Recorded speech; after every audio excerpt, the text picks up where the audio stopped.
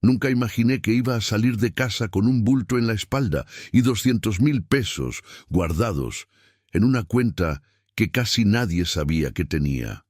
Pero fue exactamente lo que pasó un lunes de sol rajatabla, de ese que pega de frente aquí en el campo de Jalisco, sin piedad, como si quisiera gritarle a todo el mundo que te está llevando la fregada. Me llamo Eladio.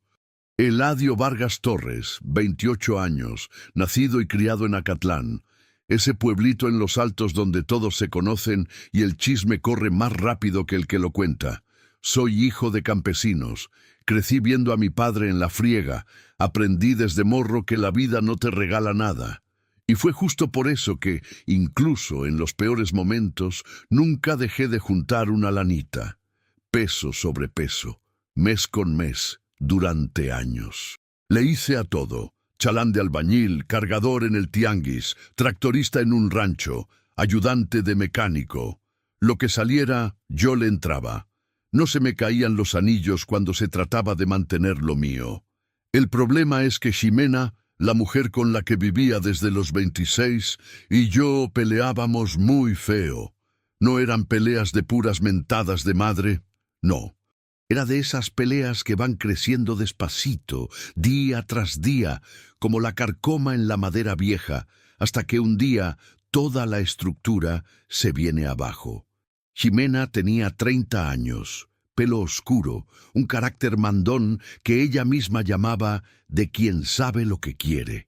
Trabajaba en una estética en el centro de Acatlán y le iba bien. La casa estaba a su nombre, herencia de su mamá.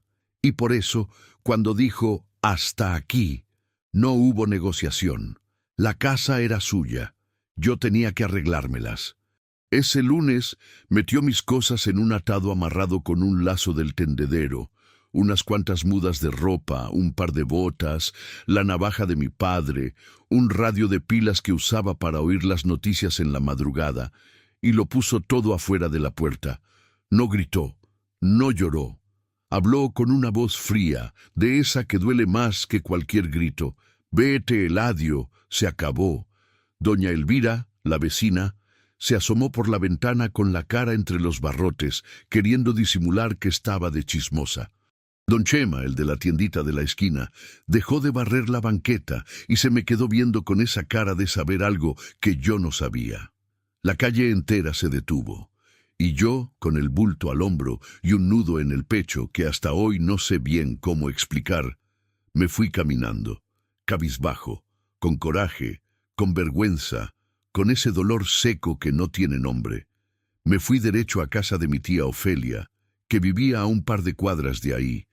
La tía Ofelia tenía 67 años, era viuda, llenita, siempre con su delantal de flores y el olor a ajo en las manos de tanto cocinar.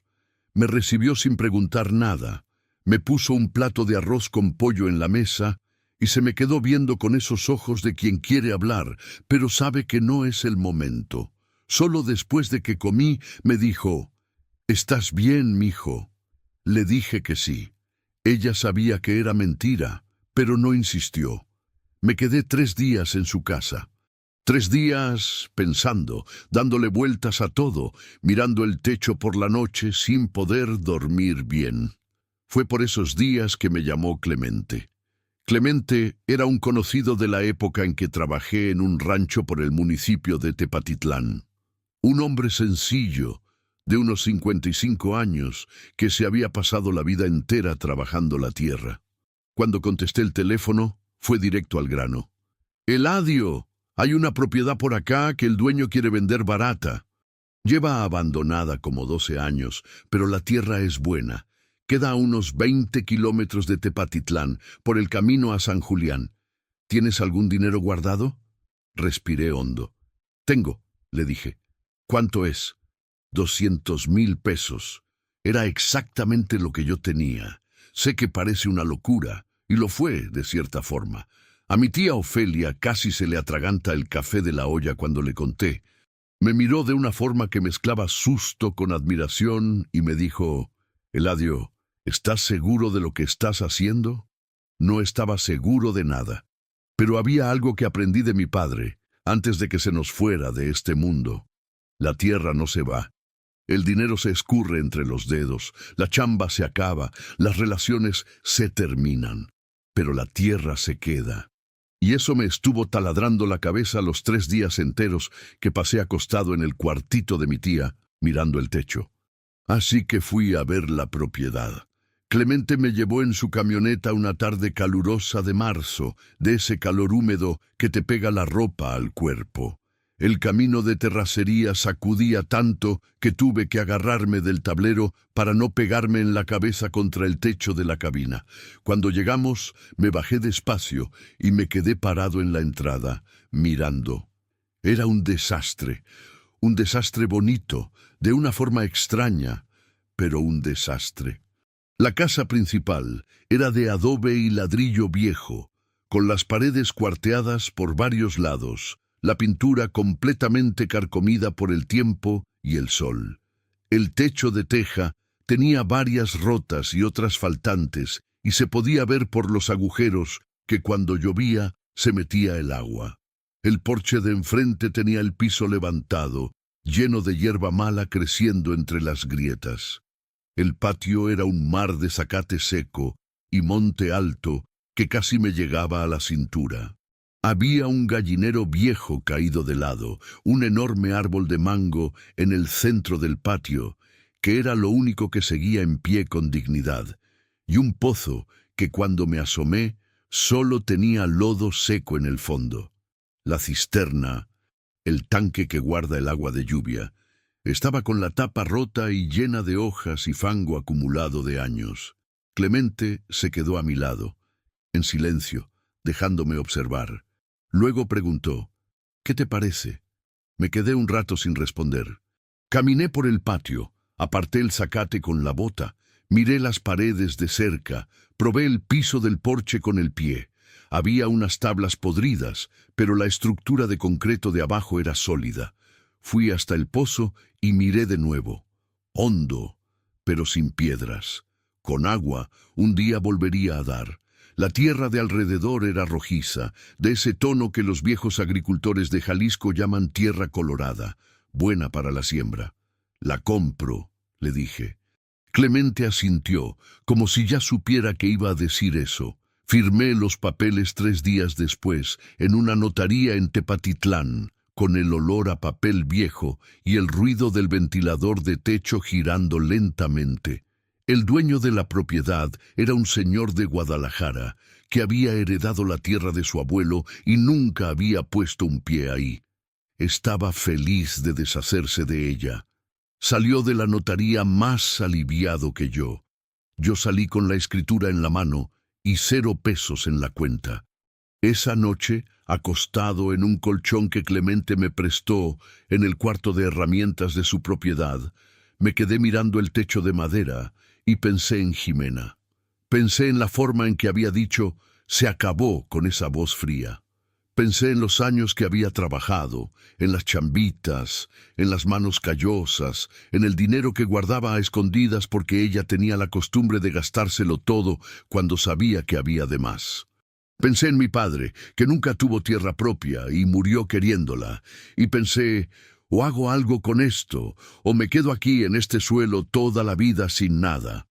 Al día siguiente, antes de que saliera el sol, ya estaba en el patio del rancho con un azadón en la mano. Empecé por lo más urgente, limpiar el patio. El zacate seco se prende fácil, y en esa época de sequía, cualquier chispa podía convertirse en un problemón.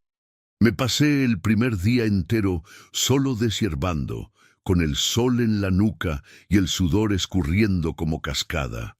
No había nadie allí conmigo, solo yo, el azadón, el silencio del campo jalisciense de fondo y el canto de los pájaros que de vez en cuando cortaba el aire caliente. Fue en el segundo día, cuando intentaba arreglar el piso del porche, que pasó la primera cosa que no esperaba. Estaba cavando el suelo debajo de una de las tablas podridas del porche, tratando de ver si el concreto de abajo todavía servía, cuando el azadón golpeó algo duro que no era piedra. Me detuve. Toqué con el pie. Volví a golpear con el azadón, más despacio. Había algo ahí abajo, a unos 20 centímetros de profundidad, enterrado en el barro duro. Dejé el azadón y empecé a escarbar con las manos. El corazón se me fue acelerando a medida que sacaba la tierra. Primero apareció el contorno oxidado de una lata cilíndrica, de esas de despensa antiguas, cerrada con alambre retorcido. La tomé con ambas manos y la saqué con cuidado. La lata estaba pesada. Le limpié la tierra con la manga de la camisa y me fui a la sombra del mango para abrirla. El alambre estaba tan oxidado que necesité la navaja de mi padre para cortarlo. Cuando la tapa salió, vino con ella un olor a cosa vieja, a papel enmohecido, a tiempo detenido. Dentro, envuelto en un trapo grueso que debió ser un pedazo de costal, había un fajo de documentos amarillentos, escrituras antiguas, recibos, papeles con letras pequeñas escritas a mano, y, debajo de todo, una bolsa de plástico sujeta con una liga reseca que se deshizo en cuanto la toqué. Dentro de la bolsa, monedas antiguas y algunos billetes viejos, de una época que no reconocí de inmediato. Me quedé allí, sentado bajo el mango, con todo eso en el regazo, sin saber muy bien qué hacer. No era un tesoro, no era dinero que pudiera gastar, pero era algo, y necesitaba entender qué era. Guardé todo dentro de la lata, la cerré como pude, y la metí debajo del colchón esa noche. Al día siguiente, me fui a Tepatitlán de Aventón con un trailero que pasó temprano por la carretera. En el pueblo busqué un puesto de revistas cuyo dueño, según sabía, era un entendido en cosas antiguas.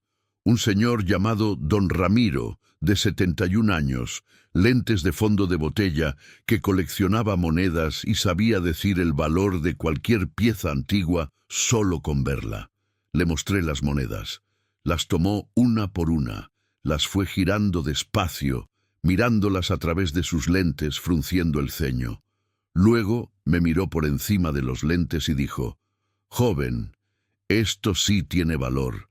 No es una fortuna, pero hay coleccionistas que pagan bien por algunas de estas. ¿Quiere venderlas?». Vendí parte de las monedas allí mismo, con don Ramiro haciendo de intermediario por una pequeña comisión. El dinero que entró fue un poco más de 30,000 pesos, pero para quien estaba en ceros, eso era el mundo. Era material de construcción. Era el comienzo.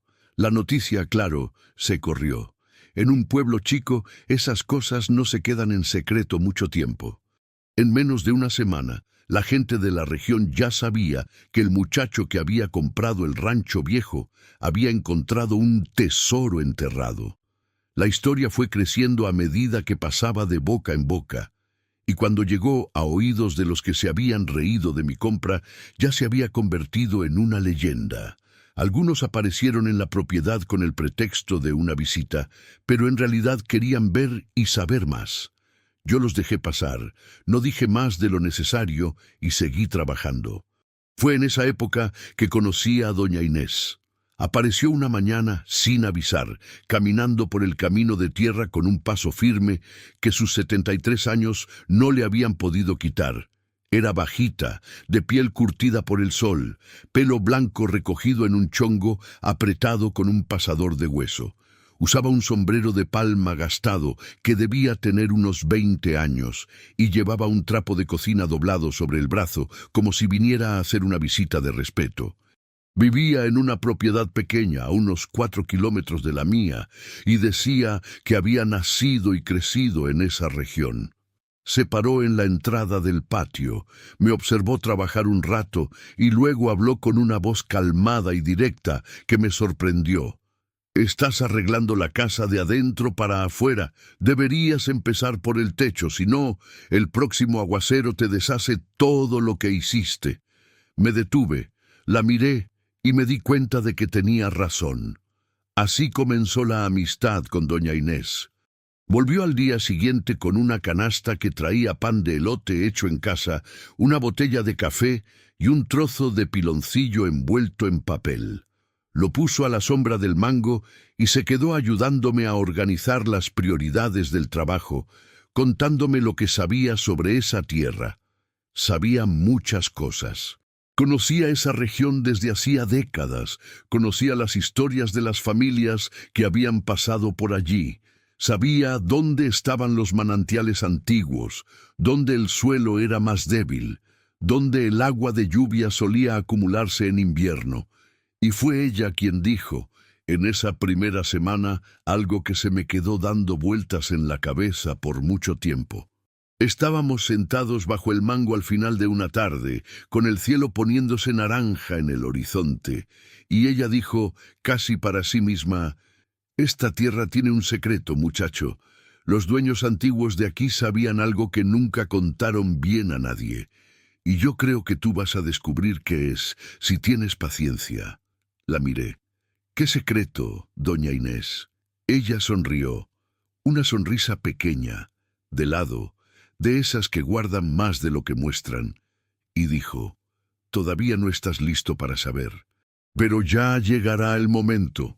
Y se levantó, tomó su sombrero de palma, me dio las buenas tardes, y se fue por el camino de tierra, con su paso firme, su pequeña figura desapareciendo lentamente en medio del campo color oro.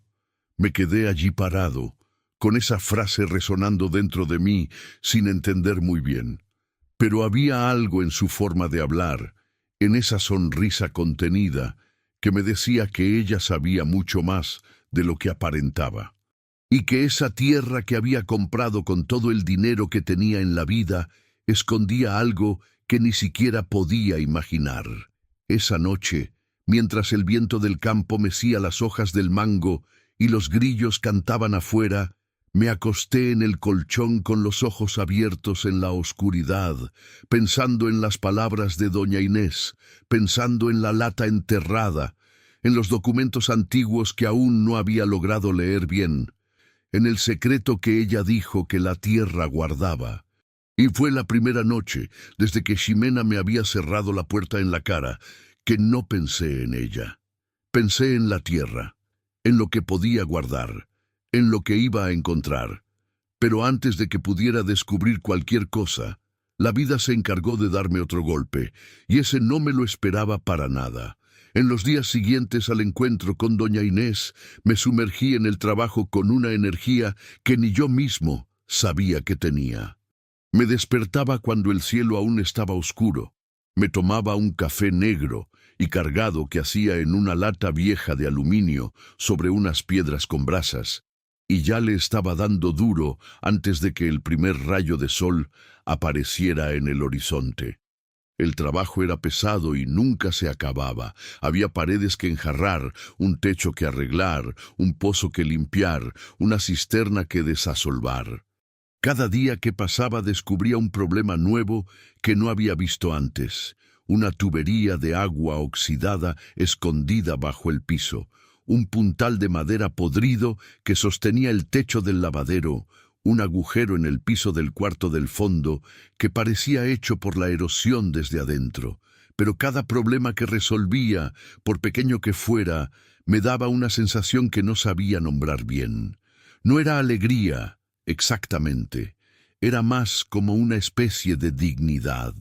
Como si cada teja cambiada, cada pared reparada, fuera una prueba de que yo seguía de pie, que Ximena no me había doblado, que la vida no me había doblado. También fui aprendiendo de Clemente. Aparecía de vez en cuando por la tarde y me enseñaba cosas que yo no sabía. Cómo reconocer si el suelo estaba bueno para la siembra, cómo abonar correctamente, cuál era el tiempo adecuado para empezar a plantar en el campo jalisciense. Clemente tenía el hablar pausado de los hombres de campo que no necesitan prisa para hablar, porque lo que dicen siempre vale la pena escuchar. Me enseñó que en Jalisco, la temporada de lluvias empieza en octubre y dura hasta marzo, y que era en ese intervalo que necesitaba tener la tierra preparada si quería ver crecer algo. Yo escuchaba todo, lo anotaba mentalmente, porque papel no tenía mucho, y lo iba haciendo. Doña Inés volvió 3 veces en esa primera semana, después de nuestra conversación. Cada vez que aparecía, traía algo: Un día fue un trozo de cecina que ella misma hacía, otro día un envoltorio de harina de maíz con unas tiras de carne seca, y una tarde trajo una bolsita con semillas de calabaza y de ejotes, que según ella eran de la variedad buena para esta tierra de aquí. Yo recibía todo con una gratitud sincera. No soy de fingir un agradecimiento que no siento. Pero en ninguno de esos días volvió a hablar sobre el secreto de la tierra. Incluso intenté preguntar, una de las tardes en que estábamos sentados, descansando a la sombra. Le pregunté de forma indirecta. Le dije que me había quedado con la curiosidad de lo que había dicho. Me miró por un segundo con esos ojos pequeños y listos y desvió la conversación. Habló de otra cosa, del clima, de cómo iba a estar bueno el invierno ese año, de la historia de un vecino del otro lado de la región que había perdido su ganado en una sequía antigua. Entendí el mensaje, me lo contaría cuando quisiera, a su tiempo. El techo fue el primer gran trabajo terminado. Me llevó 8 días, con la ayuda de un muchacho de Tepatitlán que Clemente me recomendó, un tal Beto, de 22 años, flaco, parlanchín, que no dejaba de hablar mientras trabajaba, pero era bueno en lo que hacía. Trabajamos en un silencio acompasado, yo pasándole las tejas y él acomodándolas arriba, y cuando terminamos, me quedé parado en medio del patio mirando ese techo nuevo con una mezcla de orgullo y alivio que me apretó el pecho de una manera que no esperaba. Le pagué a Beto con parte del dinero de las monedas. Se fue contento, y yo me fui a dormir esa noche escuchando la lluvia que cayó de madrugada golpear el techo nuevo sin que se metiera una sola gota. Fue el sueño más tranquilo que había tenido en mucho tiempo. Fue justo cuando las cosas empezaban a parecer que iban bien, que llegó la carta. No una carta normal, no. Era un sobre amarillo de una notaría con un montón de sellos, que dejó un hombre que Beto vio pasar por la carretera y que aventó el sobre por encima de la cerca antes de irse sin decir una palabra. Lo abrí allí mismo, en el patio, con las manos sucias de tierra. Y lo que estaba escrito en esas hojas arrugadas me quitó el piso de debajo de los pies de una manera que ni Jimena, con toda su frialdad, había logrado.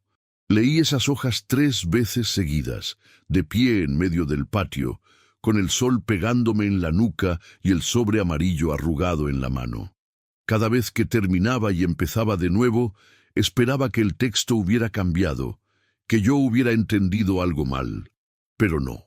Estaba escrito allí, en lenguaje de abogado, con palabras difíciles que fui descifrando una por una, el significado demasiado claro para dejar dudas.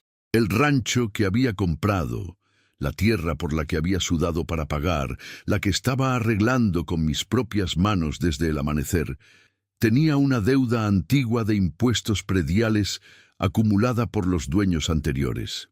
Una deuda que, según todos esos papeles sellados, había pasado al nombre del nuevo propietario en el momento de la compra. El monto no estaba detallado claramente, pero había una mención a recargos y multas acumuladas a lo largo de 11 años que me dejó con un frío en el estómago, y el plazo para resolver la situación era de 90 días. Si no se regularizaba dentro de ese plazo, podría iniciarse el proceso de recuperación de la propiedad. Recuperación de la propiedad. Me quedé mirando esa expresión por un buen rato. Luego doblé los papeles.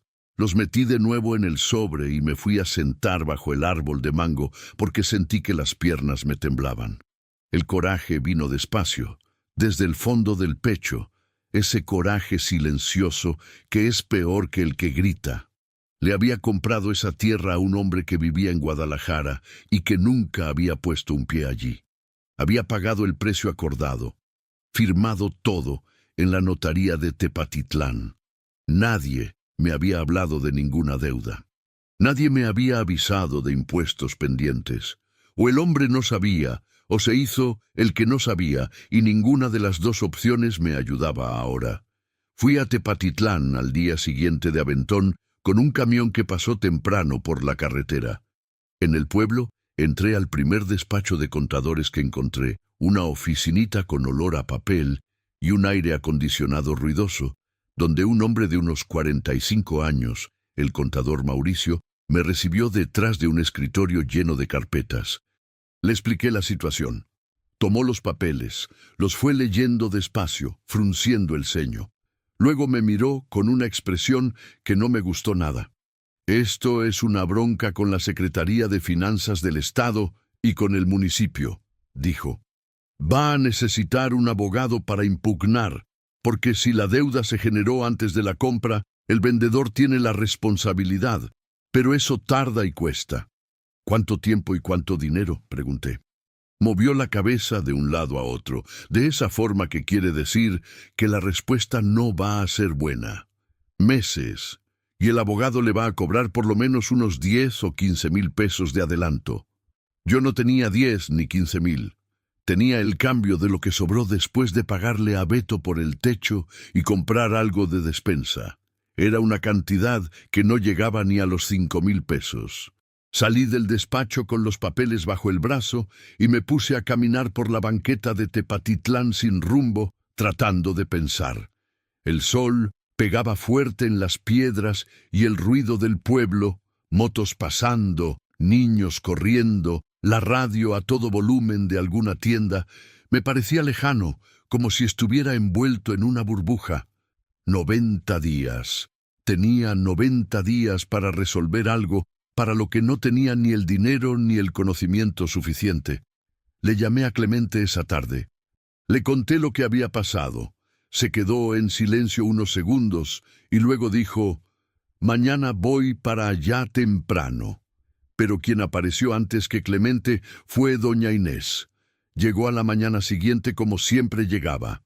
Sin avisar, con su paso firme, su sombrero de palma, como si el mundo a su alrededor no tuviera ninguna prisa. Pero esta vez no trajo comida. Se trajo solo a sí misma, y cuando me vio en el patio con esa cara larga, se detuvo, me miró y dijo, «Algo pasó». No era una pregunta, era una afirmación. Le conté todo. Me escuchó sin interrumpir, con las manos cruzadas frente al cuerpo, la mirada en el suelo. Cuando terminé, se quedó callada un momento. Luego levantó la cabeza y dijo algo que no esperaba. «Yo sé quién puede ayudarte con eso». La miré. «¿Quién?» «Hay un descendiente de los antiguos dueños de este rancho que vive en Culiacán. Se llama Benito. Debe tener unos 60 años. Su padre fue quien vendió esta propiedad la primera vez, hace unas 3 décadas, y yo sé, por cosas que su padre me contó en vida, que había recibos antiguos que probaban que una parte de las deudas de esta tierra ya se habían pagado hace mucho. Si esos recibos todavía existen, pueden ser la clave para tu defensa». Me quedé con la boca abierta. «¿Usted sabe dónde vive ese tal Benito?» «Sé el nombre de la ciudad. Lo demás tendrás que averiguarlo tú». No era mucho, pero era algo, y en ese momento cualquier cosa era mejor que nada. Clemente llegó más tarde esa mañana y los 3 nos sentamos bajo el mango a platicar sobre qué hacer. Fue él quien tuvo la idea más práctica: ir a la capital, a Guadalajara, y usar el correo de allá para mandar una notificación formal con acuse de recibo a Benito en Culiacán, describiendo claramente el problema y pidiendo los documentos. No era una carta común, era un documento con AR que probaba que el destinatario había recibido el contacto. «Pero para eso vas a tener que ir a Guadalajara», dijo Clemente. «El correo de aquí de Tepatitlán no hace ese servicio con direcciones incompletas. Vas a necesitar a alguien que sepa cómo funciona allá». Guadalajara. Nunca había ido a Guadalajara solo en camión. Había ido una vez, años atrás, de aventón con mi padre en una camioneta, en un viaje que duró casi 4 horas por la carretera federal 80, pero ahora no tenía otra opción. Usé casi todo el dinero que me quedaba para comprar el boleto de autobús.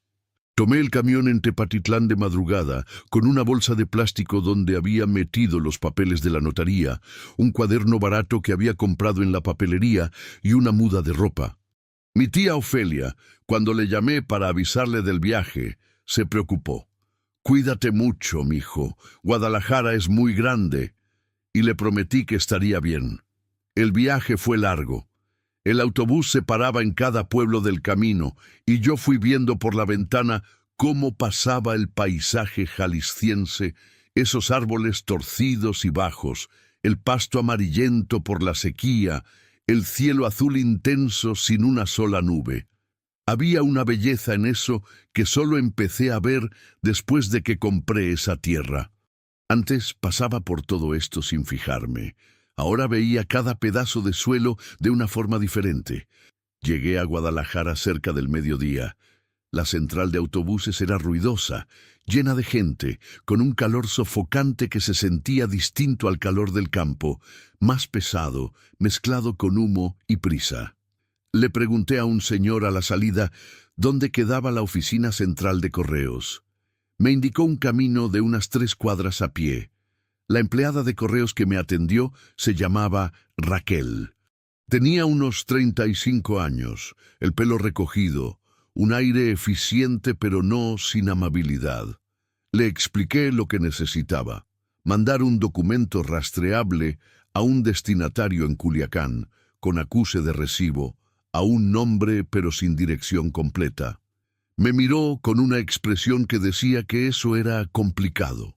«Sin la dirección completa no podemos garantizar la entrega», me dijo. Le expliqué la situación.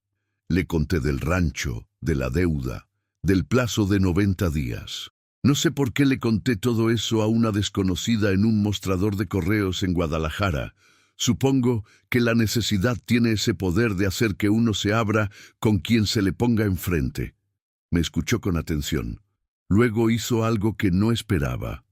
Fue a la computadora, buscó, hizo unas llamadas internas y regresó con una dirección aproximada en Culiacán que se había usado en otro registro postal con el mismo nombre.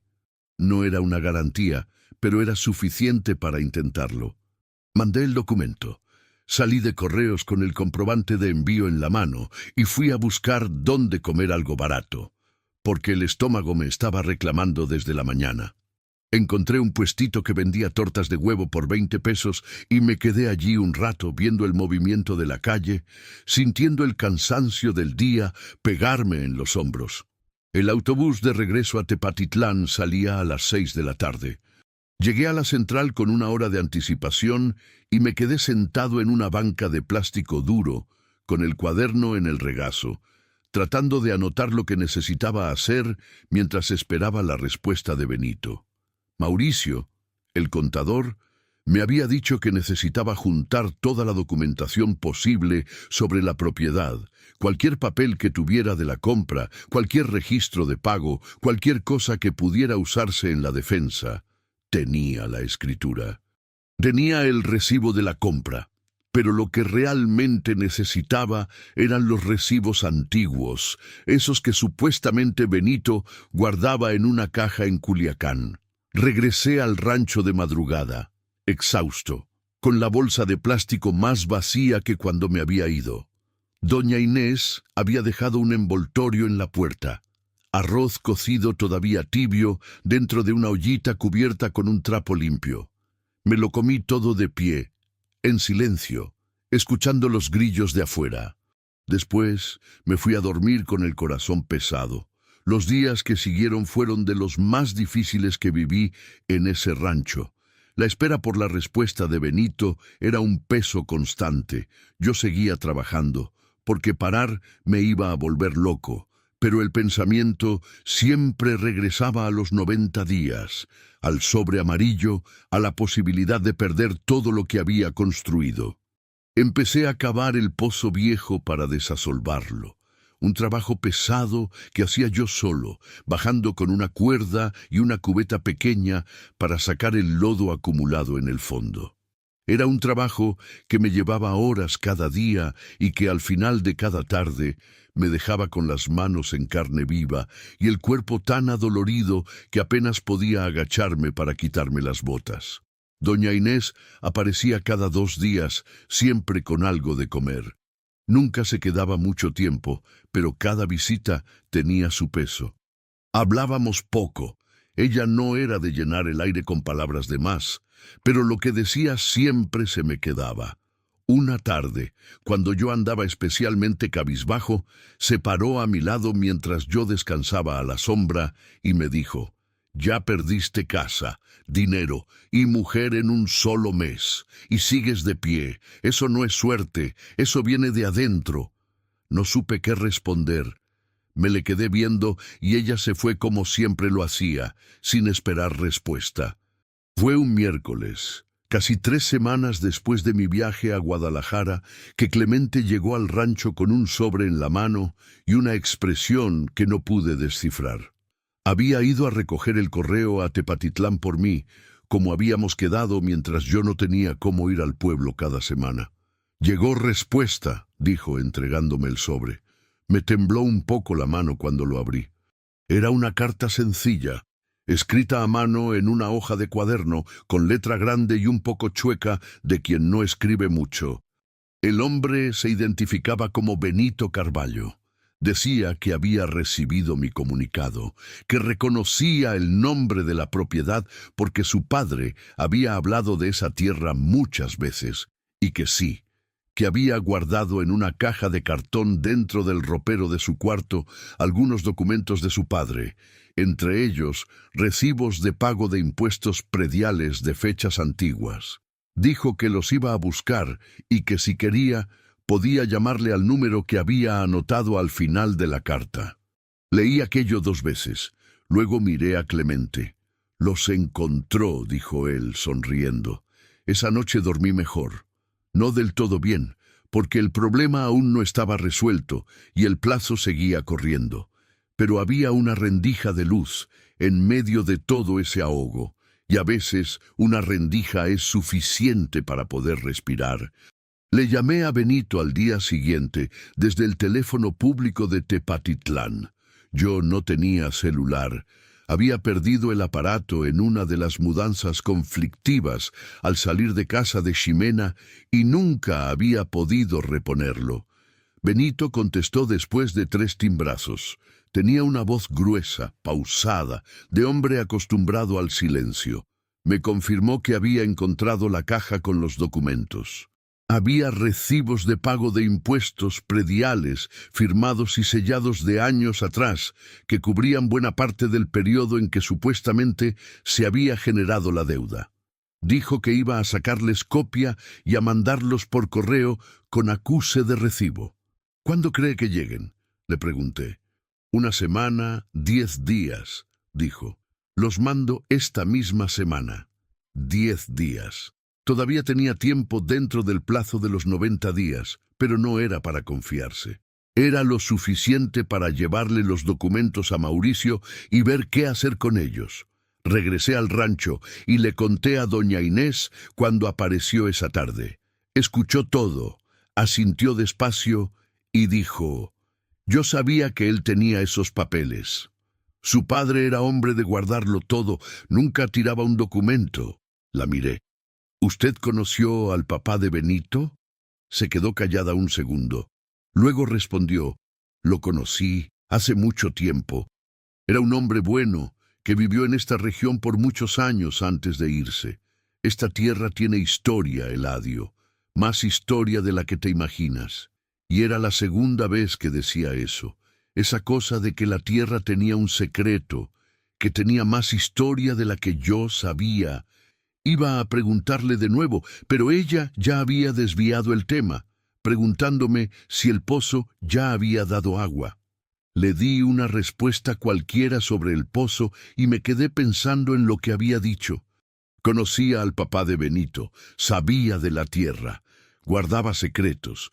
Había algo entre doña Inés y ese rancho que todavía no me había contado, y empezaba a sentir que cuando lo hiciera iba a cambiar algo importante. Los documentos de Benito llegaron un viernes, 8 días después.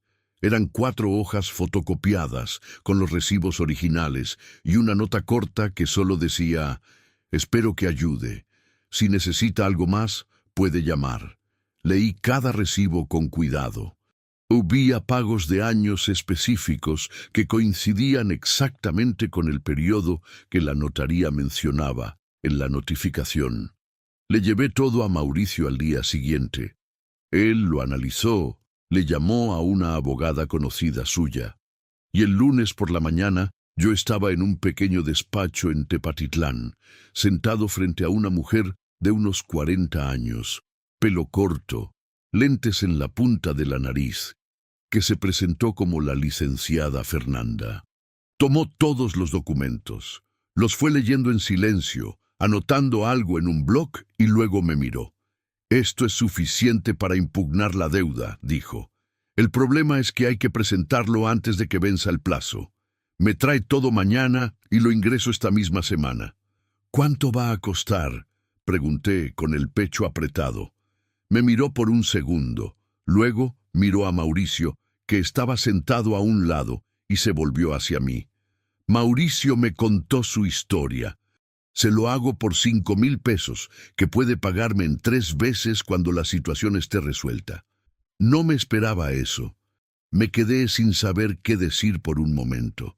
Luego le di las gracias de una forma que creo que no fue muy elocuente, pero sí sincera. Salí de ese despacho diferente a como había entrado. Todavía no estaba resuelto, pero por primera vez desde aquel sobre amarillo, sentí que el suelo bajo mis pies estaba un poco más firme. Pero la firmeza duró poco, porque cuando regresé al rancho esa tarde, Clemente me estaba esperando en la entrada con una expresión seria que no me gustó para nada. Estaba recargado en la cerca, con el sombrero en la mano, dándole vueltas entre los dedos como hacía cuando algo le preocupaba. Cuando me vio llegar, se me acercó y me habló en voz baja, como si hubiera alguien cerca que no debía oír. «Eladio, hoy temprano pasó un hombre por aquí. Dijo que andaba midiendo las tierras de la región por órdenes de Leocadio Montero». El nombre me golpeó como el filo de un azadón en una piedra. Leocadio Montero era el hacendado más grande de la región, un hombre de unos 58 años que tenía tierras en 3 municipios de los Altos de Jalisco, y cuya fama decía que no aceptaba tener vecinos a los que no pudiera mangonear. Todo el mundo en la región sabía quién era Leocadio Montero. Y todo el mundo sabía que cuando su nombre aparecía en una conversación, era porque algo complicado se venía. «¿Midiendo para qué?», pregunté. Clemente me miró a los ojos. «Anda diciendo que el ojo de agua que encontraste aquí adentro queda en una franja de tierra que es suya por derecho antiguo, que la colindancia de tu terreno no llega hasta allá». Sentí que se me helaba la sangre. El ojo de agua. Ese manantial que había descubierto cuando limpiaba un nuevo tramo del patio, limpio y fuerte, que brotaba incluso en la temporada de sequía, lo más valioso que había en esa propiedad, el bien que podía cambiarlo todo, estaba siendo disputado por un hombre al que nunca había visto de cerca, pero cuyo nombre bastaba para que la gente agachara la cabeza. Y yo, que había llegado allí sin nada, con un bulto en la espalda y el coraje en el pecho, ahora tenía una deuda en los papeles por un lado y a un hacendado poderoso por el otro. La noche se me vino encima como una cobija mojada, pesada y fría, y me quedé parado en la entrada de mi rancho, mirando el horizonte del campo que ya estaba oscuro, tratando de averiguar de dónde iba a sacar la fuerza para enfrentar también esto. No dormí esa noche. Me quedé acostado en el colchón con los ojos abiertos en la oscuridad, oyendo el viento del campo pasar por las rendijas de la ventana, pensando en Leocadio Montero, en el manantial, en la deuda, en todo lo que había construido con mis propias manos en esos meses. Y pensando también en mi padre, que nunca tuvo tierra propia, que soñó con eso toda la vida y se fue de este mundo sin cumplirlo. No podía dejar que se me escurriera entre los dedos. No podía. De madrugada me levanté, prendí la hornilla y preparé un café cargado. Me senté en el umbral de la puerta mirando el patio que yo había limpiado, el pozo que había desasolvado solo, el techo nuevo que ya no dejaba que se metiera la lluvia. Y fui pensando con calma, sin dejar que la desesperación hablara más fuerte que la razón. Leocadio Montero era poderoso, tenía dinero, tenía influencias, pero el poder no era lo mismo que tener la razón. Y un derecho antiguo sin papeles no era nada, eran puros cuentos. Fue entonces que me acordé de lo que doña Inés había dicho semanas antes. Ella tenía un plano antiguo de la propiedad dibujado a mano por el primer dueño del rancho. Lo había dicho de pasada, casi sin querer, y en ese momento no le había prestado la atención debida. Pero ahora eso regresó con toda su fuerza. Cuando el sol empezó a aclarar, yo ya iba por el camino a pie. Me tardé casi 1 hora en los 4 kilómetros de terracería, con el campo despertando a mi alrededor. Pájaros cantando, el zacate con rocío, olor a tierra mojada. Cuando llegué, ella estaba en el porche barriendo. Me miró con esa expresión que mezclaba calma y atención. «Llegaste temprano», dijo. «Necesitaba hablarle de Leocadio Montero». No se sorprendió, solo asintió, como si ya supiera que este momento iba a llegar. «Pásale, voy a preparar café». Le conté todo sobre el hombre que pasó midiendo las tierras. Me escuchó sin interrumpir. Cuando terminé, dijo: «Leocadio Montero lleva años haciendo eso. Siempre que llega alguien nuevo a la región sin quien lo respalde, intenta expandirse. Ya lo hizo con 3 familias antes que contigo, 2 cedieron. ¿Y conmigo qué va a intentar? Ya lo está intentando. El hombre que vino a medir era empleado suyo. Quiere que te asustes y te vayas antes de que todo se defina en los papeles». Sostuve el vaso de café con ambas manos y dije lo que había venido a decir. «Usted mencionó un plano antiguo de la propiedad dibujado por el primer dueño. ¿Todavía lo tiene?» Doña Inés me miró por un largo segundo. Luego se levantó, fue a su cuarto y regresó con una cajita de madera, como de puros, cerrada con un broche de metal oxidado. La puso sobre la mesa y la abrió despacio. Dentro, envuelta en un trozo de tela fina, había una hoja grande de papel amarillento, frágil, con los bordes roídos por el tiempo. La desdobló con cuidado, alisando los dobleces con la palma de la mano. Era un plano dibujado a mano, con tinta china descolorida a un tono café claro. Tenía líneas que indicaban los linderos de la propiedad, marcas de puntos de referencia, una peña grande, el lecho de un arroyo. Y en el centro, con caligrafía antigua, el nombre: Rancho Buena Esperanza. Seguí los linderos con la vista, y allí, en la parte noreste del dibujo, había una marca que indicaba claramente el afloramiento natural de agua, el manantial. Estaba dentro de los límites, justo en medio, claramente adentro. «¿Esto es suficiente?», pregunté. «Este plano fue registrado en la notaría por el primer dueño, allá en Tepatitlán. Tengo el número de registro. Con eso, cualquier ingeniero agrónomo te hace la medición oficial». La miré. «Doña Inés, ¿por qué guardó usted esto?» No era su tierra.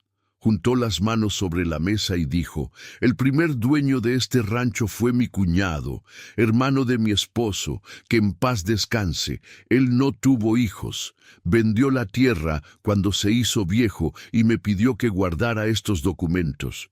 Dijo que un día iban a ser importantes para alguien, cuando tú apareciste aquí, un muchacho solo, sin nada, pero con ganas de hacer algo con esta tierra. Supe que era para ti que los estaba guardando». No pude decir nada por un rato. «¿Por qué no me lo dijo antes?», pregunté. «Porque necesitaba verte trabajar primero. Necesitaba ver si eras el tipo de persona que lo merecía». Regresé al rancho con el plano y el número de registro. Al día siguiente fui a Tepatitlán y busqué al ingeniero agrónomo que Clemente me había recomendado.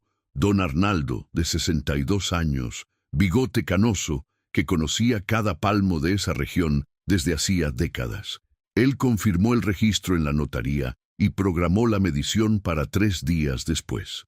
En esos 3 días, Leocadio Montero mandó a 2 hombres a mi propiedad.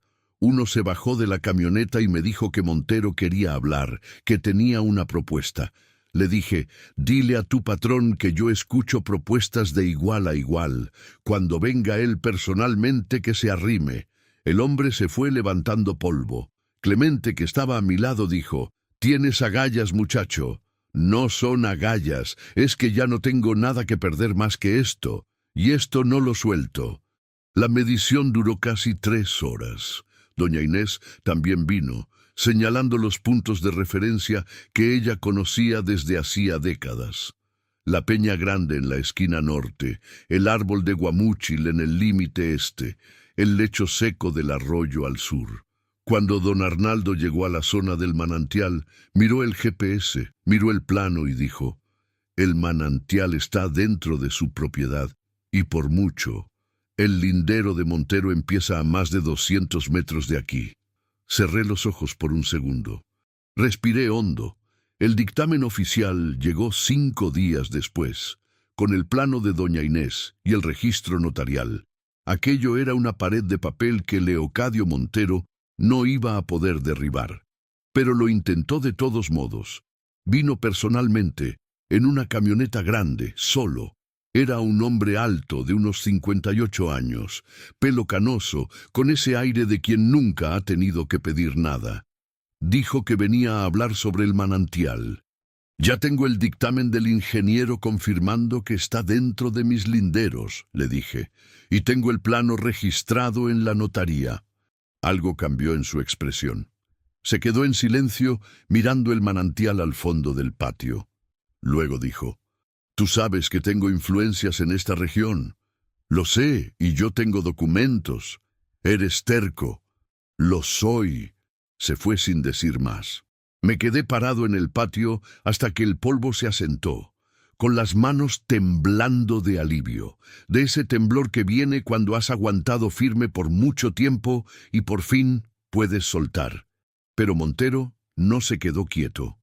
Usó a su sobrino, un gestor en el ayuntamiento llamado Valente, para clausurar las obras de ampliación para las que yo había pedido permiso en el rancho. Sin aviso, sin una explicación clara, solo llegó un papel por correo informando que el trámite estaba suspendido por inconsistencias documentales. Fui personalmente al ayuntamiento de Tepatitlán al día siguiente, con todas las copias que tenía. Me atendieron 2 empleados con esa educación vacía de quien sabe que no va a hacer nada y ni siquiera quiere aparentar que lo hará. Dijeron que el proceso estaba en revisión y que debía esperar. Cuando pregunté por un plazo, nadie supo darme un número. Salí de allí con un coraje que me duró varias cuadras. Entré a una lonchería, pedí un vaso de agua y me quedé sentado unos 10 minutos solo tratando de respirar bien. Cada vez que creía que estaba llegando a un lugar estable, aparecía alguien para tratar de moverme el piso de nuevo. Pero a esas alturas ya sabía que rendirme no era una opción. Nunca lo había sido. Fue en esa misma semana que un muchacho apareció en el rancho a pie, con una mochila en la espalda y un bloc de notas en la mano. Se presentó como Santiago, de 32 años, periodista del Diario de los Altos, un periódico pequeño que circulaba en los municipios de la zona. Dijo que llevaba algunos meses investigando irregularidades en el ayuntamiento de Tepatitlán y que el nombre de Valente había aparecido en más de una denuncia de pequeños propietarios a los que les habían trabado trámites sin razón legal. Pensé en los riesgos.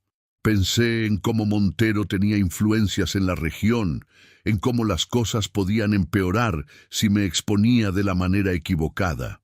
Luego pensé en Valente allá adentro del ayuntamiento, con los papeles en el cajón, usando su cargo público para hacerle el trabajo sucio a su tío, y le dije, «Siéntate, Platicamos por casi 2 horas bajo el árbol de mango, con el sol bajando despacio y los grillos empezando a cantar de fondo. Le conté todo: la compra del rancho, la deuda, el manantial, Montero, la clausura. Santiago anotaba con atención, hacía preguntas certeras, pedía documentos para confirmar lo que yo decía. Era del tipo que escucha más de lo que habla y no publica nada que no pueda probar. El reportaje salió 3 semanas después, un jueves, en una edición que Clemente fue a buscar al pueblo y me trajo todavía doblada.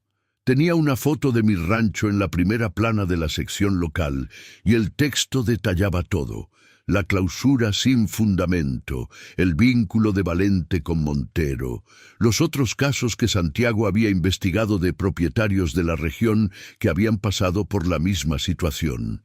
A Valente lo suspendieron de su cargo la semana siguiente y la clausura se levantó.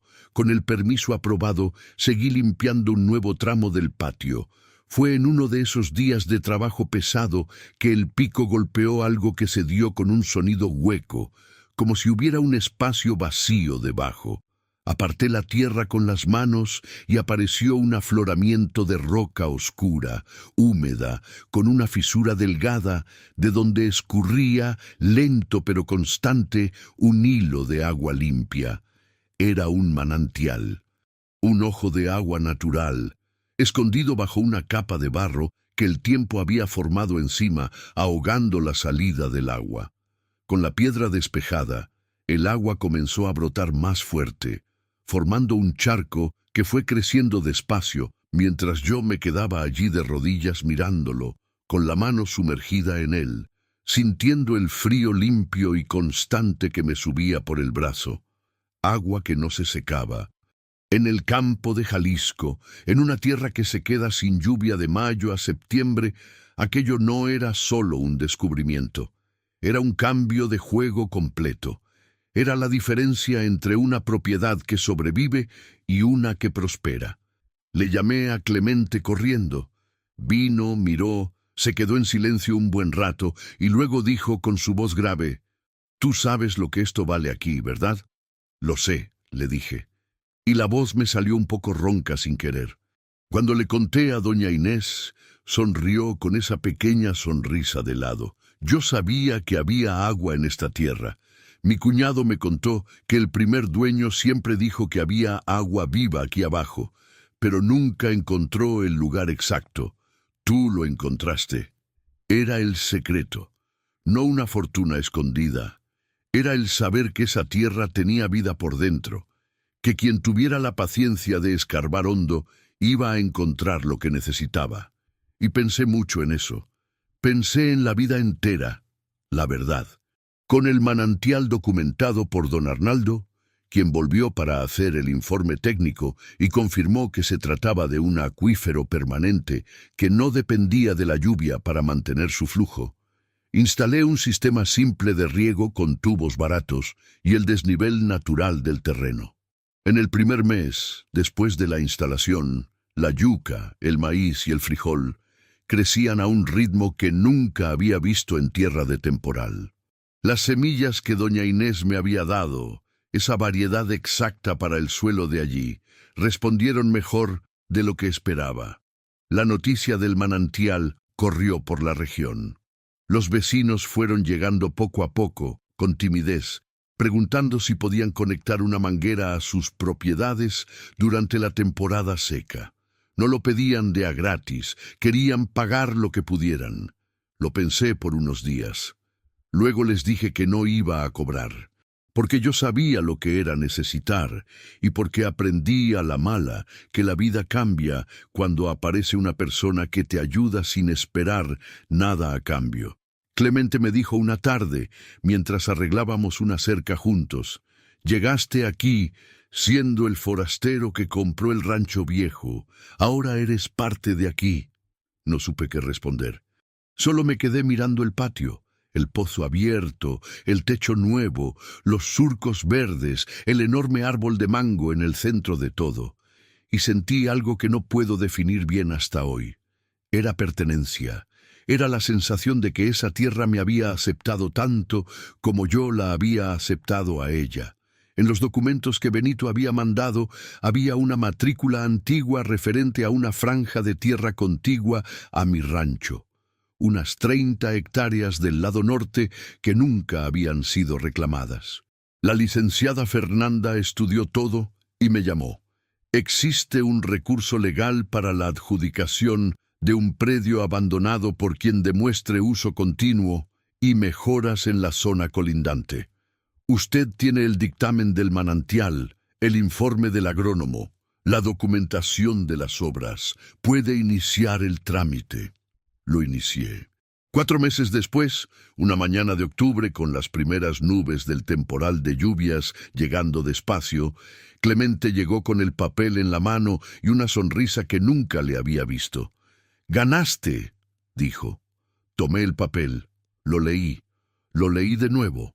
Lo doblé con cuidado y lo metí en la bolsa de la camisa, la misma bolsa donde había guardado el comprobante del correo en Guadalajara, el primer recibo del rancho, el dictamen del manantial. Una bolsa que se había convertido en el archivo de mi supervivencia. Después de la reunión de agricultores que organicé esa semana, cuando la gente se fue yendo con esa calma del campo, doña Inés se quedó sentada en la banca de afuera, mirando el cielo que se estaba poniendo morado. Fui a sentarme a su lado.